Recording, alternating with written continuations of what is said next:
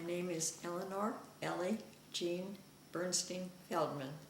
I was born August 27th, 1932 in Omaha, Nebraska at Methodist Hospital, which was on 32nd and Cummings Street, I believe.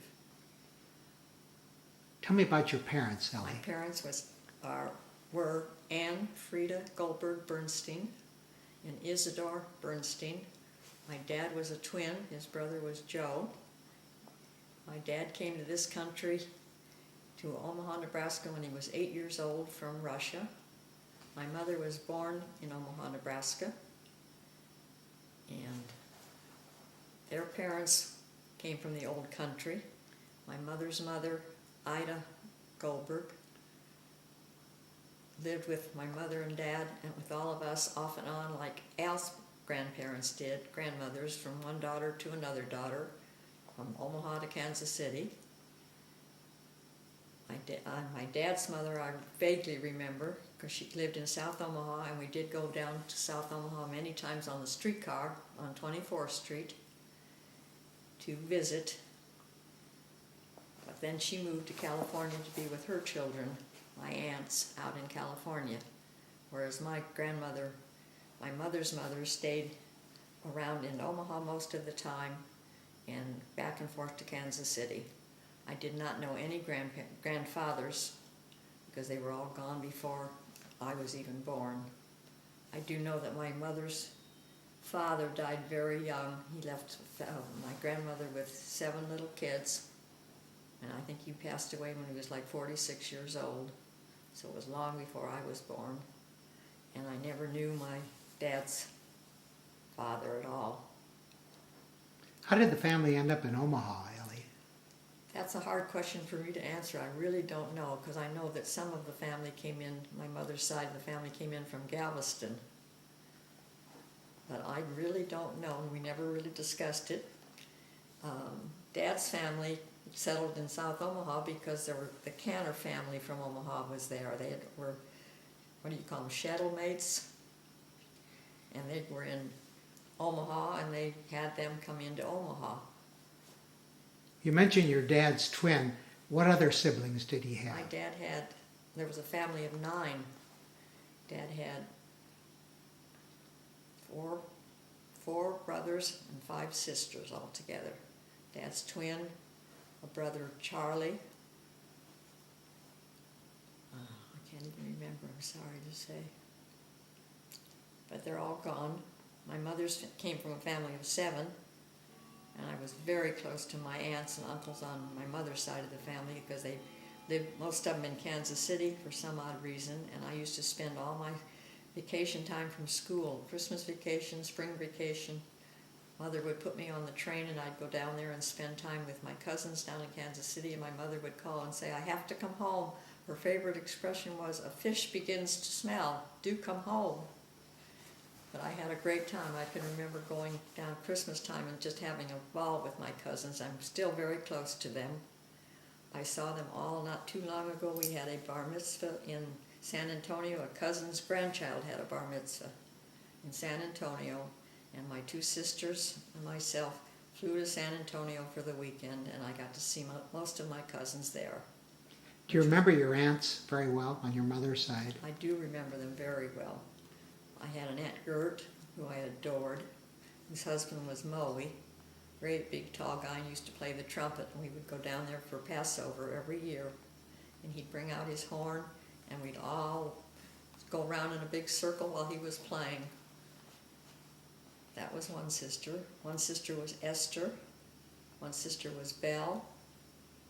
Aunt Gert, Aunt Esther. And one sister was Laura.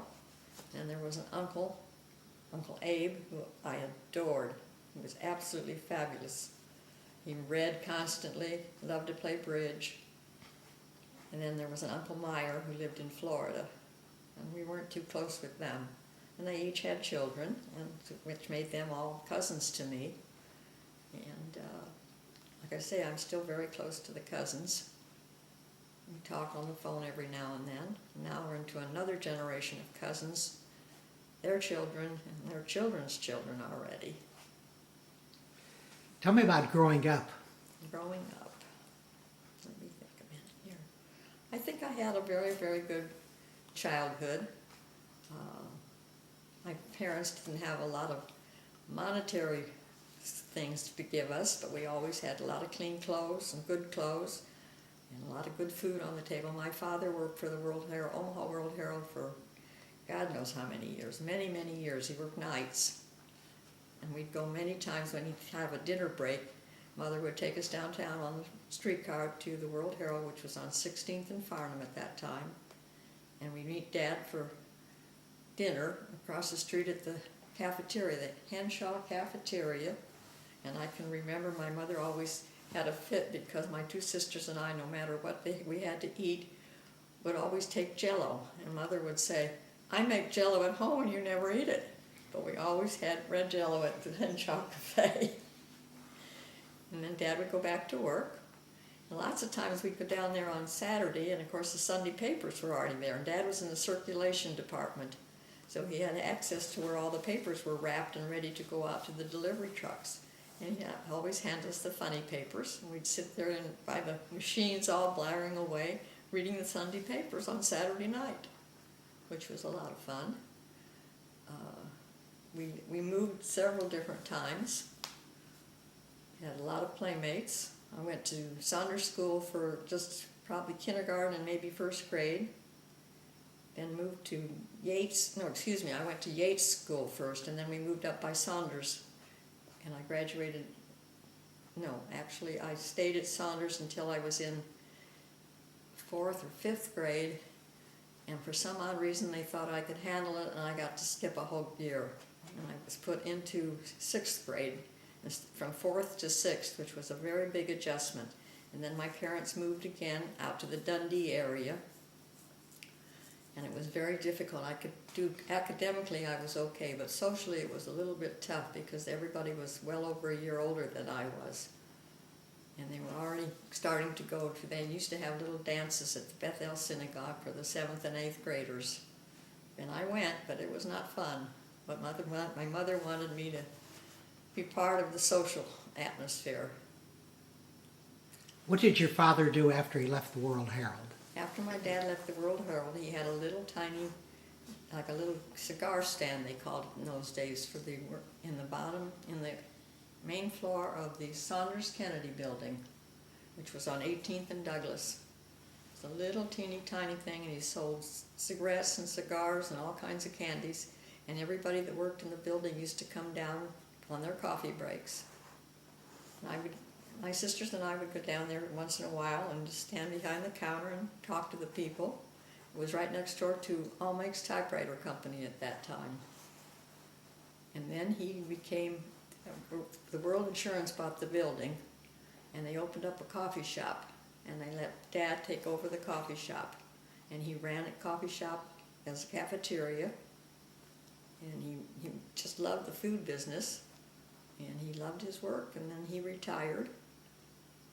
And after he retired, he kept Mother crazy for a while, and then he went to work at the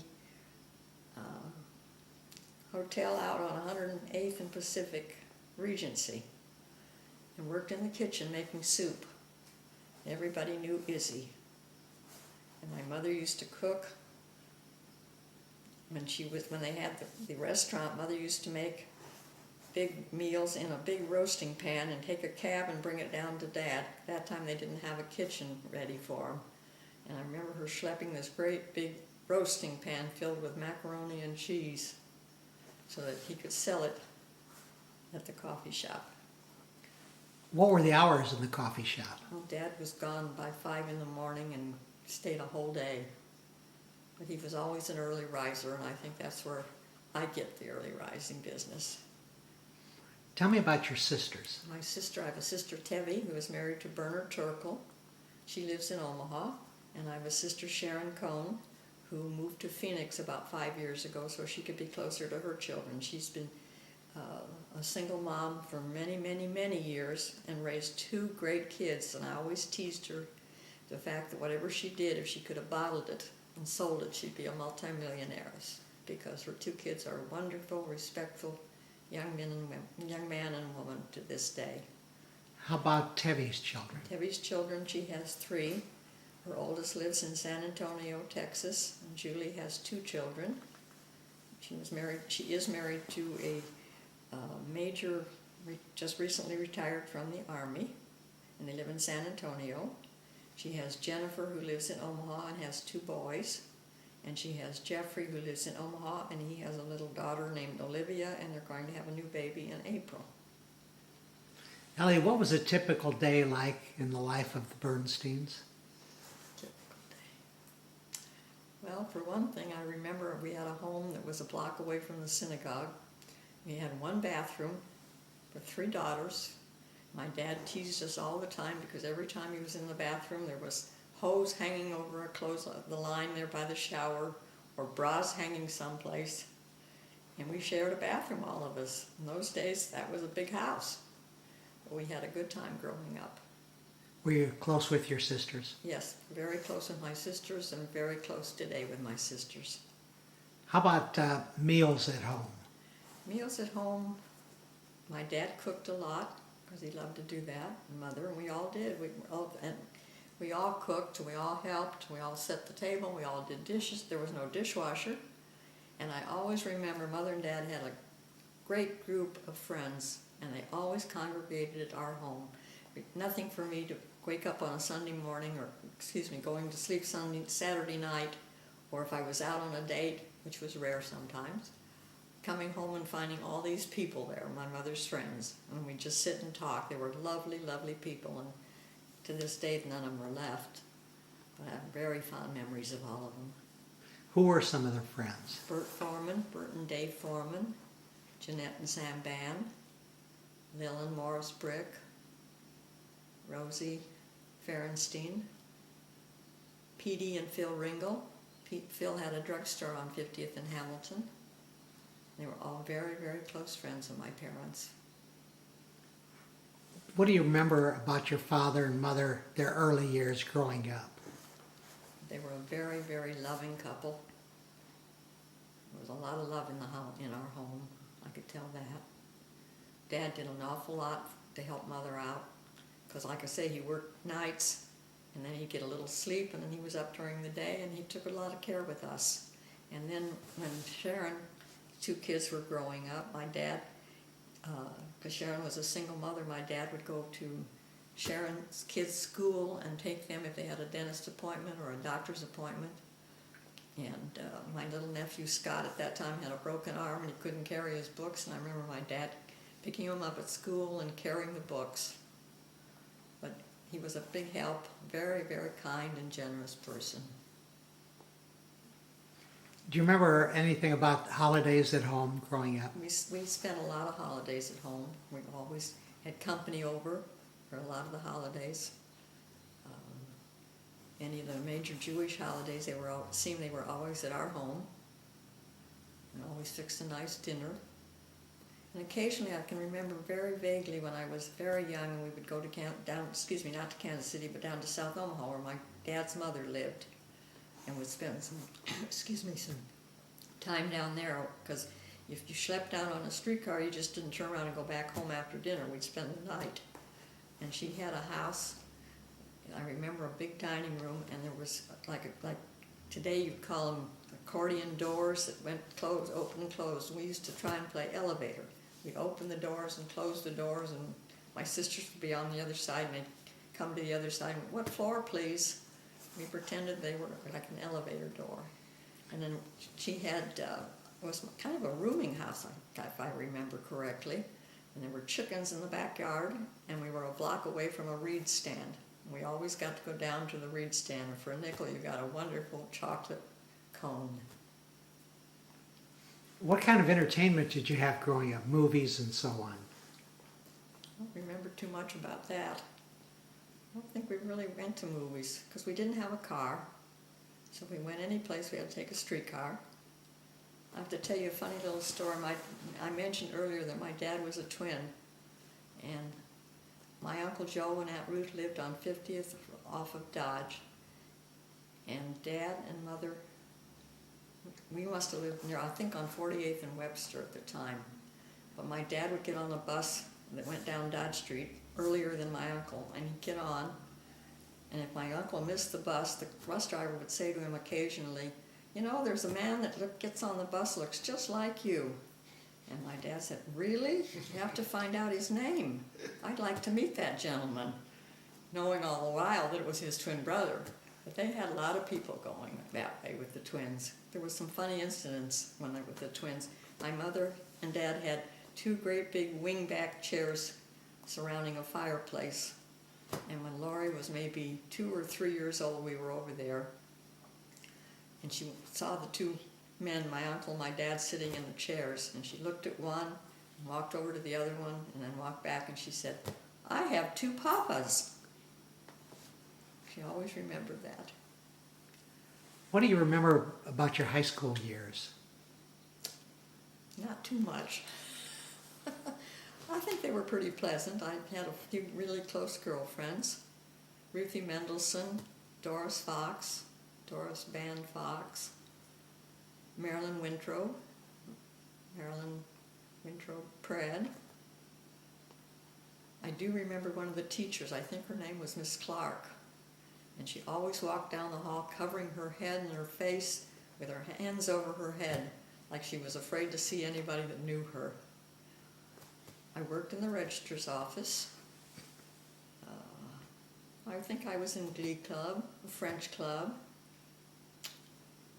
I remember a biology class when we had to dissect a frog, which was pretty hard at that time.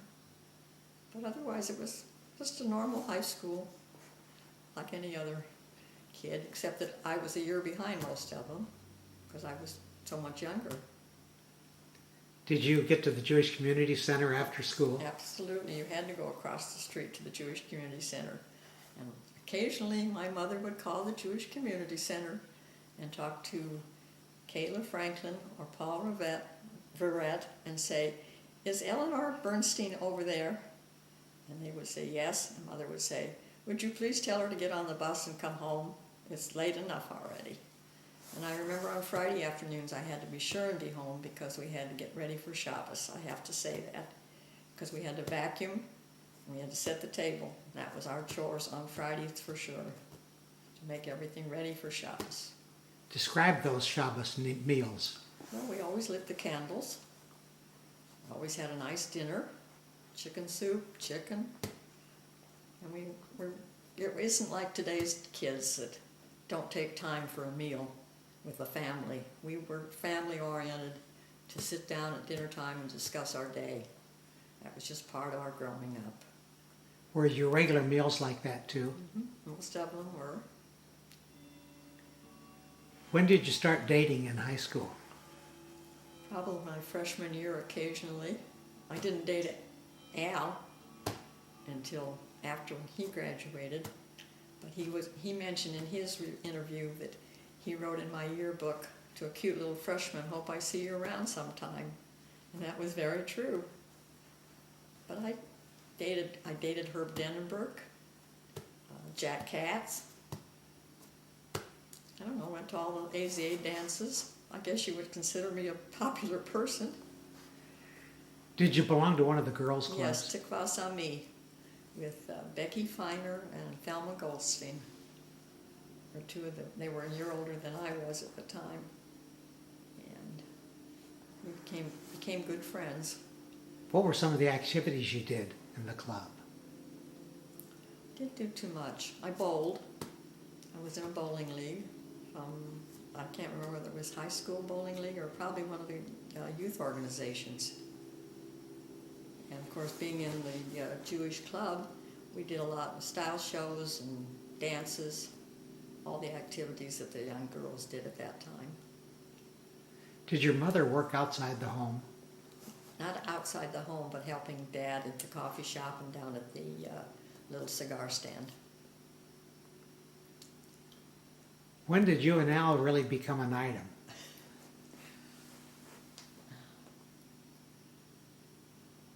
I don't know. It seems like it's been forever. Probably when he was at University of Omaha, and I was still in high school. Yeah, probably my senior year. That's when you began dating. Uh-huh. Was it love at first sight, Ellie? Oh, I can't remember that it was. We were very, very young. And of course, he went off to law school, and I worked part-time. I worked for Art Gould, and he was a CPA, and I worked part-time for him. And I worked in an office that Jack Ringwald, who was an insurance man, I worked part-time for him. And I was always working part-time and going to school, or at that time, after I got out of school, I went to work full-time. And then, like Al mentioned, I went up to Ann Arbor a couple times, and we got engaged. We had family in, it was over Christmas time, I remember, and my mother's sister and brother-in-law, my aunt and uncle from Kansas City were in town, and we had a nice big family party. And no sooner had they left, and Al came home for vacation, and we got engaged. And I had to call him long distance. Here they were right here, and then I had to call him and tell him we just got engaged, and we're going to get married probably when he gets home in June, which we did. Tell me about your wedding. Well, it wasn't like a wedding that the kids have today, because it was just ice cream and cake, some mince on the table, but it was all family, a few outsiders. All of Al's side of the family, his mother's and dad's side of the family were there, and of course all my aunts and uncles came in. And I had 2 or 3 bridesmaids. And Al's sister at that time was like 4 years old. She was a flower girl. And I had a cousin, Carrie, who I just happened to talk to just the other day. They're going to be new grandparents, and she was 6 years old. And she was a flower girl. And I remember we had pale green bridesmaid dresses for Rita Cooper and Doris Van, and they wore great big picture hats. And the dresses were really weird because they were very tight, real full at top and skirt-wise, and then at the very bottom was this real tight fabric around, and they kind of could walk like a little Chinese lady walks today. Where did the wedding take place? At Bethel, and at that time Bethel started remodeling. And I was a bridesmaid for Doris Van, and she got married to Alfred Fox, 2 weeks before us, and the rabbi came, or somebody came and said, they're remodeling the synagogue and you might have to move the wedding. And Doris's family moved the wedding because they could afford to get married at the Blackstone Hotel. But my mother and dad said, no way, we're going to have to stay with Bethel. And there were all kinds of scaffolding going on, but it was a nice wedding. The only one thing I do remember was very interesting. There was no air conditioning. It was very hot. And we were standing in front of Rabbi Kripke. And Al was perspiring and took out his handkerchief and was mopping his brow. And then his brother Mike was best man and handed him a ring. And the ring fell out of his hand because his hands were so sweaty. And it rolled right down the steps into the sanctuary. And somebody had to retrieve it and bring it back up. And we had, like I say, just a very simple little reception. And then we had a Shiva Brachas over at my parents'. And some of Al's family went to his Aunt Sarah's house, and some of my family stayed at our house. And then we left right after that. Al's dad gave us their car, and we drove to Ann Arbor. And Al's brother Mike came out after we got to Ann Arbor. He flew out and then took the car back home. And on our way, we stopped in Chicago and Milwaukee so we could see his 2 aunts. And I remember staying in Milwaukee at his Aunt Esther and Uncle Joe's house. And they had a bedroom in the middle of all the other bedrooms, kind of like a passageway. And his Aunt Esther, to this day I remember, his Aunt Esther came in the bedroom. We had already gotten ready for bed.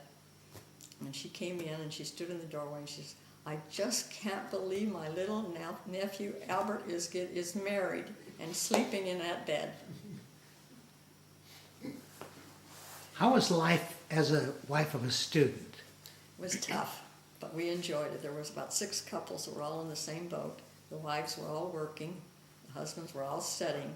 So the women would get together. And we would, in fact, I even took a sewing class, but I, to this day, can't put a button on, believe me. But then we would get potluck suppers because nobody had any money. We were all starving students. Guys studied all the time, but we did manage to go to the football games, the Michigan games, which was the first time I ever walked into that stadium. It was awe-inspiring, 100,000 people in a stadium for a football game. And one of the times, I have to backtrack here a little bit, one of the times that I went up on the train to spend the weekend with Al, it was a blizzard, and I had taken my Aunt Ruth, she gave me a little fur jacket to wear, but I remember going in the stadium, the snow, you couldn't see the field, it was snowing so badly, but we sat there watching a Michigan-Ohio State game. What was social life like during those years? Not much, because we all played bridge. Occasionally, very, very rarely, we'd go to a movie. Like I say, the boys all studied, and we'd all just get together for potluck suppers. Everybody would bring things. We all had little tiny apartments. We had a little apartment, but walking distance of the law school. And I made, in those days you could get orange crates. And I made a shelf out of orange crates and put a little, like a curtain on a little rod to cover up so I could keep my pots and pans in there. And one of the things I remember, one of the first nights that we were in this apartment, I was going to scrub my kitchen floor, which was no bigger than a postage stamp. And Al was studying, and all of a sudden he saw me going to get down on my hands and knees and mop the floor, and he came over and he said, "I will do that for you. I don't want ever see you doing that on the floor." That was the first and only time that he washed the kitchen floor for me. And I thought, oh my God, what did I marry here? Isn't it wonderful? But this hasn't continued. Oh, it's in many ways it still has. It still has. He's very helpful. Then how was your move after graduation to Kansas City? We moved to Kansas City and had a nice little apartment. I went to work for Skelly Oil Company, and it was in walking distance of our apartment. And I was probably the only Jewish person in the whole stenographic pool. They had never seen a Jew, believe me. And a couple times they would say, "You're Jewish?" And I said, "Yes." And I said, "What did you expect?" Well, they had an idea that maybe I should have horns and a beard or something like that, because they really had not seen a Jewish person. But I was in a steno pool with probably 35 or 40 women, and I walked home for lunch, and back down again, and I worked until we moved back to Omaha. Were things starting to get better economically? Sure, to a certain extent. We managed to buy furniture for this little apartment. In fact, I had a huge argument with one of my aunts down there. They were wonderful people, and I adored each and every one of them. There were 3 of them there at the time. But they were a little domineering, and we wanted to buy some furniture. And one of my aunts said, "Well, you have to go to so-and-so because he's in the furniture business." And I said, "But I don't want to go there. I want to go to this other store." So we did. We went to, I think it was called Cousins, and they had really nice furniture, and we ended up buying a dining room table and 4 chairs, and they had a fit over it. I've never forgotten that. "How could you do that? You know we would give you a better deal." I said, "But we like this furniture." But anyway, we survived there. It was a little tough, but we survived, and we enjoyed it. Then when you moved back to Omaha, tell me about that. We moved back. I think we took an apartment at the Green Lodge Apartments on 35th and Jones. It was a beautiful, big area apartment, but it was on the 3rd floor, which at the time was okay. And then we were trying desperately to have a child. And when I finally got pregnant, we were afraid with the steps and all, because no elevators or anything like that we decided we better move out. And at that time, we bought a little home on 69th and Cumming. It was a brand new neighborhood. And Mother's friend, Dave Foreman, was in the construction business, and he pulled a bunch of strings because there was not telephone service in the area. It was brand new. And Dave Foreman somehow wheeled and dealed and got us, so at least we got a telephone. And eventually we got some furniture. It was a beautiful little house for a first home particularly. And Laurie was born there, and Jody was born there. Did you have this telephone when you moved in? We did not have a phone when we first moved in. It took him a couple weeks to get us a telephone. How did you communicate?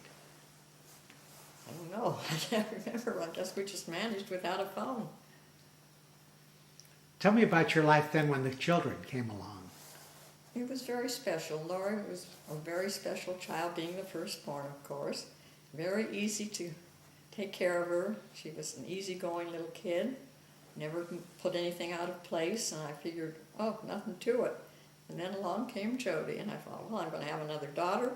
Nothing to that for sure, but Jody was my boy. She got into more trouble. And our neighbors across the street was Joan and Millard Margolin, and our kids grew up together.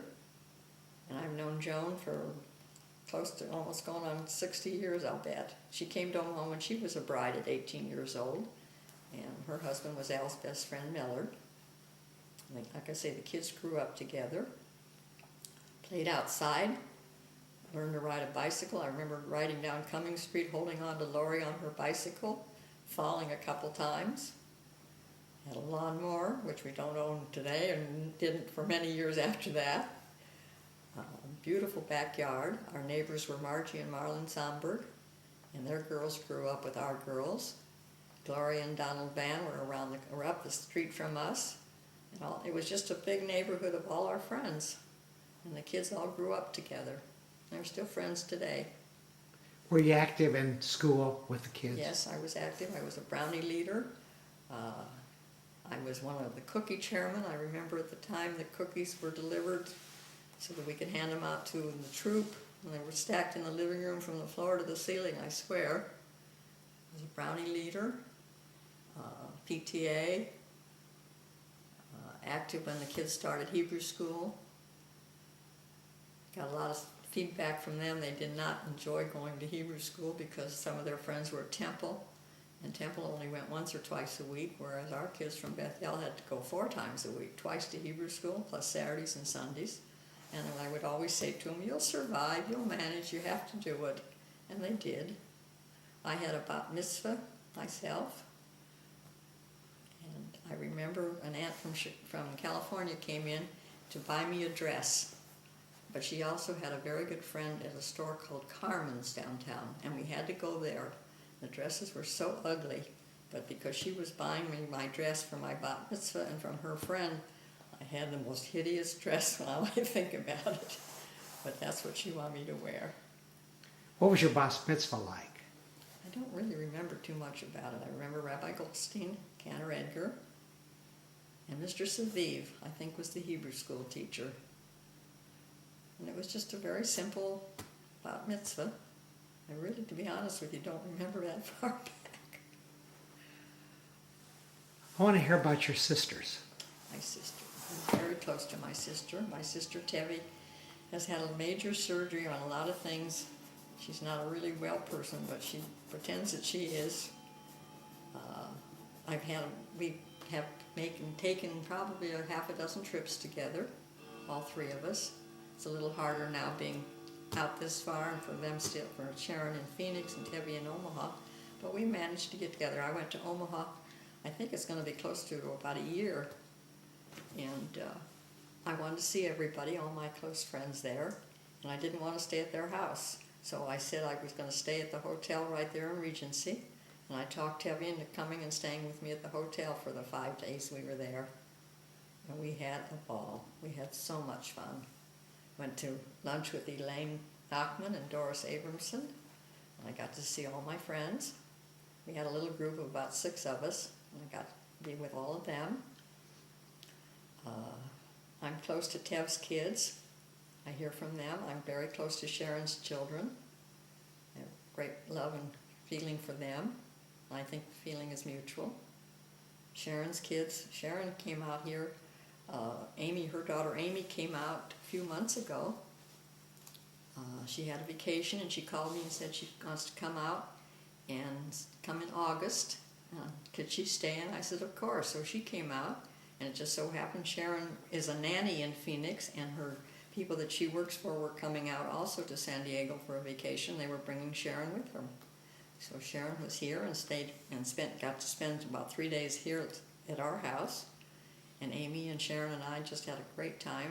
Amy and I went to a tennis tournament at La Costa. I had never been to a tennis tournament in my life, but Amy was so excited when she found out that there was a national tennis tournament, and she went and got tickets for us. We went to the tennis tournament. And then Amy has a cousin from her other side of the family, on her dad's side of the family, that doesn't live very far from here, and Stephanie had just brand new twins, so Amy spent a lot of time with them. And like I say, I'm very close to all of them. Tell me about when your girls went away to college. That was tough. That was very hard. Lori left first, and for 6 weeks I could not talk on the telephone, and I did not break down crying, because it was hard. I took Lori and Jody with me, and we went to Penn to get her registered. Al has cousins in Philadelphia, and we met them and spent a little time with them. We stayed at a hotel the University of Pennsylvania is right in Center City. We stayed at a hotel, and of course, knowing Philadelphia, I've never been to Philadelphia, but it's pretty much all black around that area. And we went into the hotel, and there was not another white person in the place, and I said, I'm not staying here. I was scared to death, which was stupid, but that's the way I was at that point. Anyway, we got back, took our luggage, came back downstairs, and got a cab, and I said, we want to go to another hotel, so he took us to another hotel, which was like across the street. Went around and around to get to it, but actually it was across the street. We met, like I say, met the cousins, had dinner with them, and Jody and Lori and I stayed up almost the first night in the hotel, talking about all the family. They all both girls wanted to know all about the aunts, uncles, and all the cousins. And it was very hard to leave her, but I knew she was in a good school, and I knew she'd be happy there. And it was, like I said, it was very hard. She did not come home when we took her to school. She did not come home until Christmas time. She didn't come home Thanksgiving, and it was Christmas before she came home again. And of course, we went to school, we took her to school in like August, so it was a long time. She had a couple good roommates, and she went into New York City with one of them for Thanksgiving. And then Jody also went off to school, but was a little easier for me this time, letting her go. But it was still very hard. The kids leave the nest. And I went to work for my brother-in-law, Bernard Turkle, who was a dentist. He's now retired. And I worked for him probably 13, 14 years. And one day I got up and said, I don't want to be a dental assistant anymore. I got to find something else to do. And unbeknownst to anybody in the family, I went down to the College of St. Mary to find out about going to school and see what it entailed.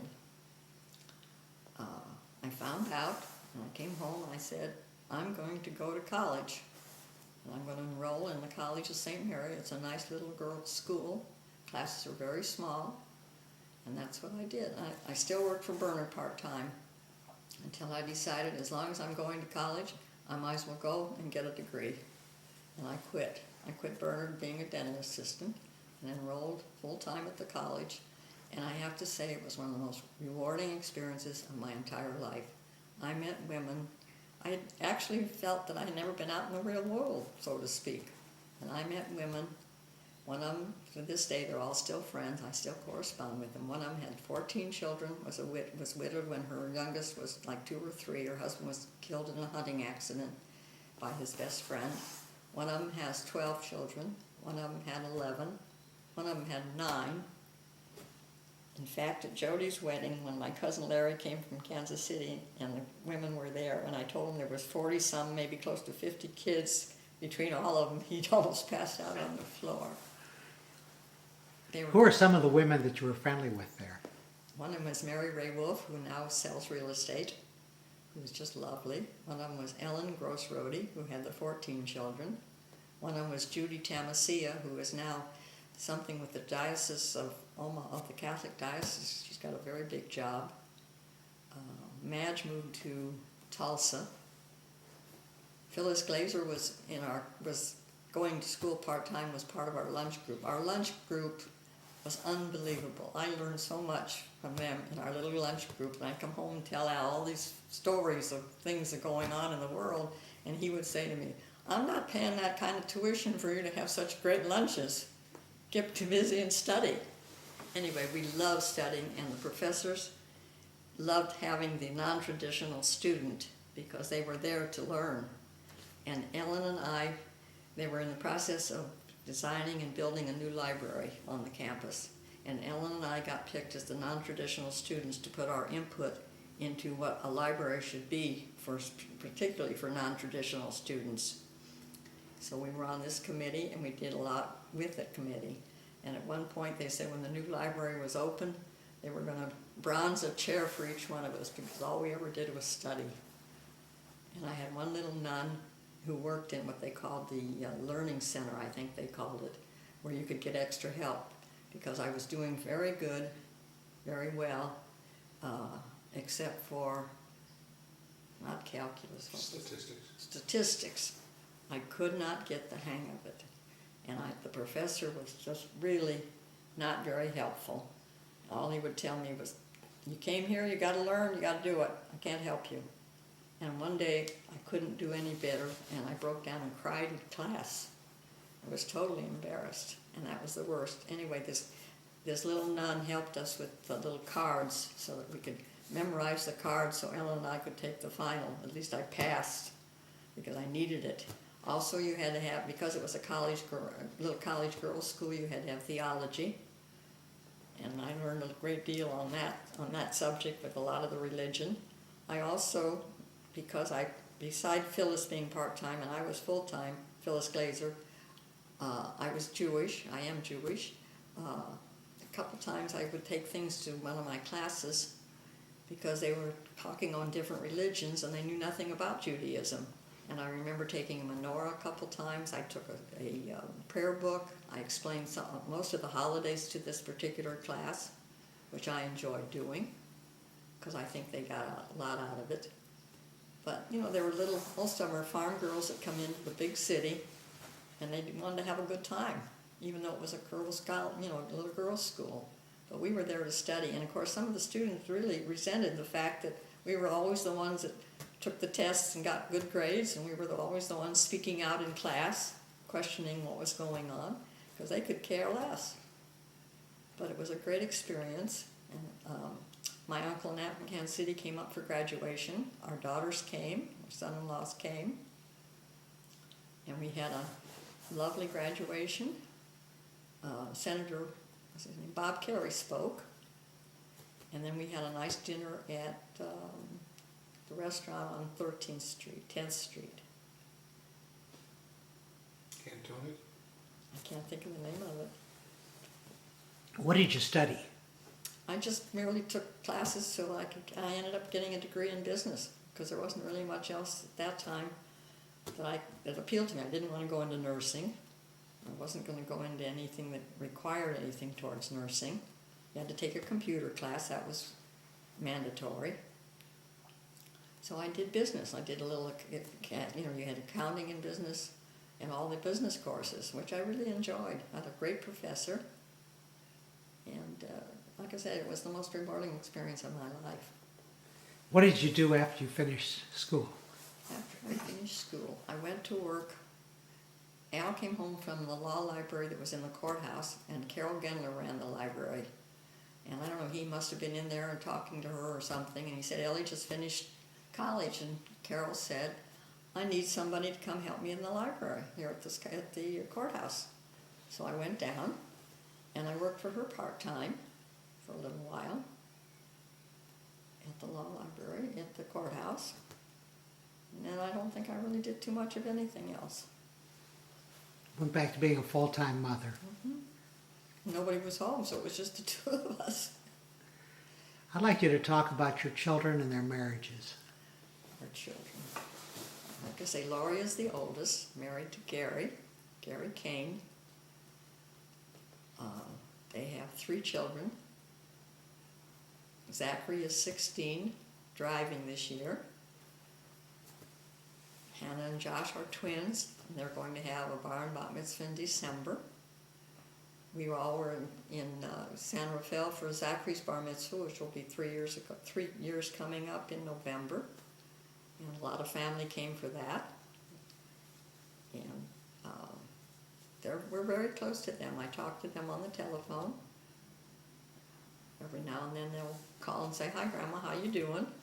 Or I call them, make sure they say hello. And they always say, "I love you" when we hang up, which is very special.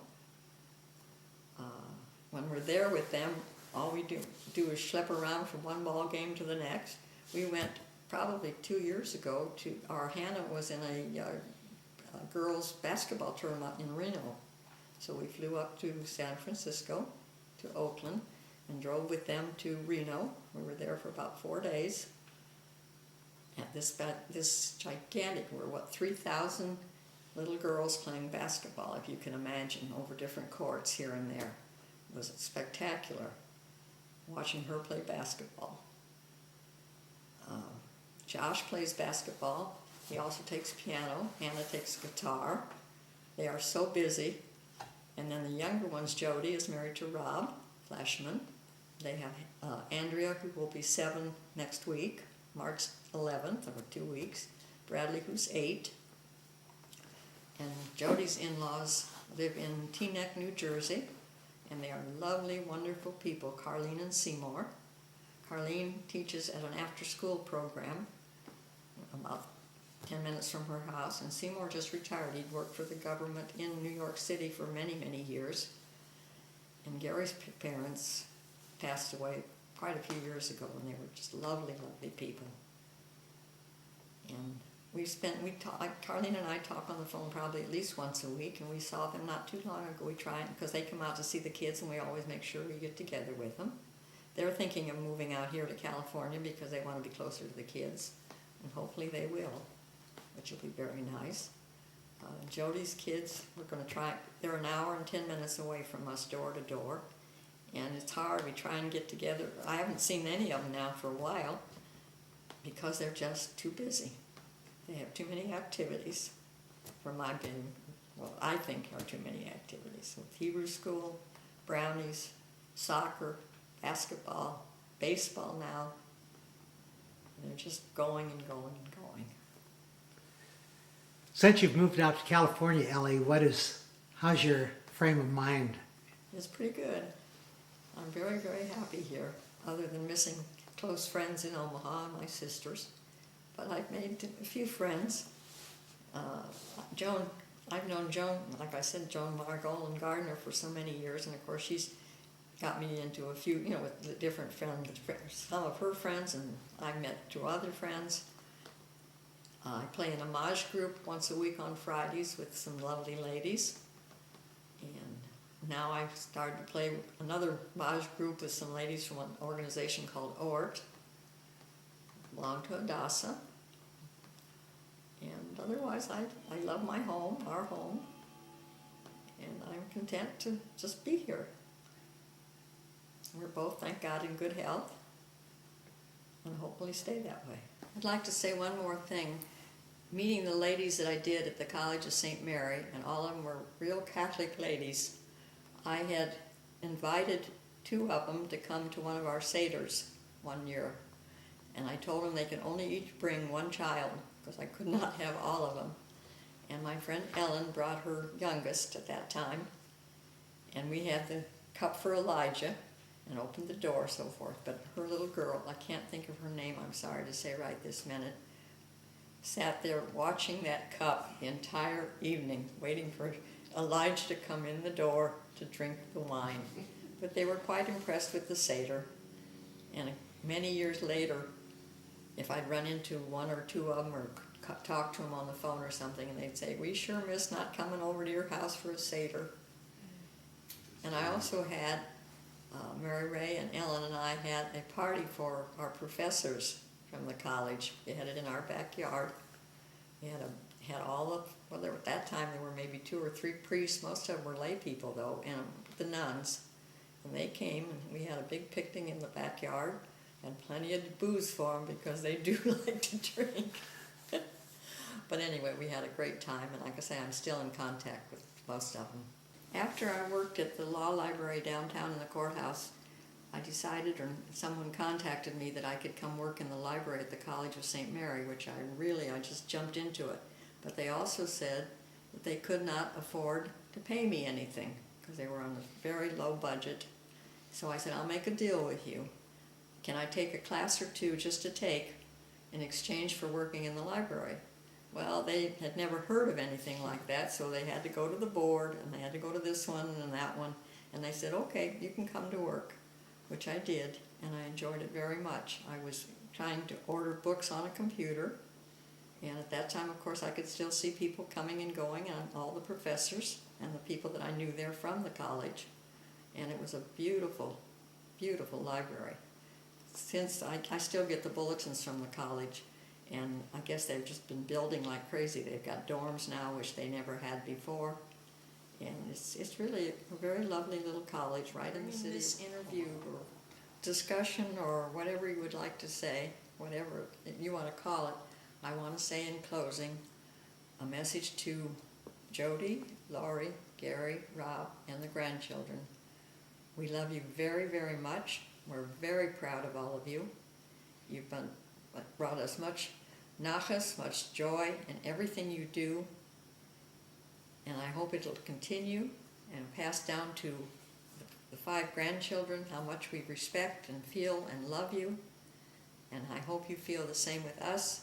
I want to say also again to Gary and Laurie and the kids, our trip to Israel was just a fantastic and enjoyable trip. And I hope Hannah and Josh and Zachary will always remember it with loving thoughts. We certainly will. And to Bradley and Andrea, you are a joy to have and to see and to be with. And may you always continue to be. We want you to have lots and lots of love and respect for your parents because they're wonderful, wonderful people. They're bringing you up just beautifully. Your Judaism is very special to all of you and hopes it continues. Zachary, I know your driving is going to improve tremendously, even though now you do very, very well. Sometimes you go a little fast, but that's Grandma, because I'm not used to going fast like that with you. But anyway, just keep well, take good care of each other, be respectful to your parents. We, like I say before and say again, we love you very much. We're extremely, extremely proud of all of you. And hopefully we'll spend more time together as the years go on, even though I know, Zach, you're getting ready to go off to college, so who knows, but I know we'll always be in touch. Just remember that Grandpa and I love you very, very much and hold you very dear in our hearts and always will.